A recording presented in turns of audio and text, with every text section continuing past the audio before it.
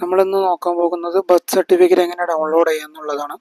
K smart എന്ന് പറയുന്നതിൽ ആദ്യം ലോഗിൻ ചെയ്യുക. അതിൽ താഴെ ഫൈൻഡ് സർട്ടിഫിക്കറ്റ് എന്ന ഓപ്ഷൻ ഉണ്ടാവും. അതല്ലെങ്കിൽ മുകളിലുള്ള കെ സ്മാർട്ട് എന്ന ലിങ്കിൽ ക്ലിക്ക് ചെയ്യുക. ഇത് മുനിസിപ്പാലിറ്റിയുടെ പരിധിയിൽ ജനിച്ചവരുടെ സർട്ടിഫിക്കറ്റ് ഡൗൺലോഡ് ചെയ്യുന്നതാണ് ഞാൻ കാണിക്കുന്നത്. അതിൽ ഫൈൻഡ് സർട്ടിഫിക്കറ്റിൽ പോയി കഴിഞ്ഞാൽ ഇതുപോലെ ഒരുപാട് സർട്ടിഫിക്കറ്റുകളുടെ ഓപ്ഷൻ കാണാം. അതിൽ ഫസ്റ്റത്തായിട്ടുള്ള ബർത്ത് സർട്ടിഫിക്കറ്റ് എന്ന് പറയുന്ന ഓപ്ഷനിൽ ക്ലിക്ക് ചെയ്യുക. അതിനുശേഷം നമ്മുടെ ജില്ല സെലക്ട് ചെയ്യാം. ഏത് ജില്ലയിലാണോ ജനിച്ചിട്ടുള്ളത് ആ ജില്ല സെലക്ട് ചെയ്യാം.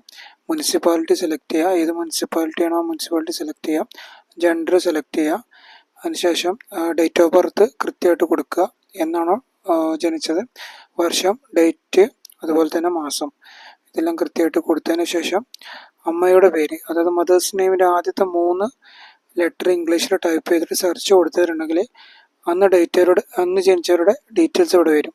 അതിന് നേരെ ഈ ഐക്കണിൽ ക്ലിക്ക് ചെയ്തിട്ടുണ്ടെങ്കിൽ, റൈറ്റ് സൈഡിൽ ബ്ലാക്കിൽ കാണുന്ന ഐക്കണിൽ ക്ലിക്ക് ചെയ്തിട്ടുണ്ടെങ്കിൽ നമുക്ക് സർട്ടിഫിക്കറ്റ് ഇതുപോലെ ഡൗൺലോഡ് ചെയ്യാനുള്ള ഓപ്ഷൻ ഉണ്ടാവും. ഡൗൺലോഡ് കൊടുത്തു കഴിഞ്ഞാൽ ഇതുപോലെ ഒരു PDF ആയിരിക്കും വരിക.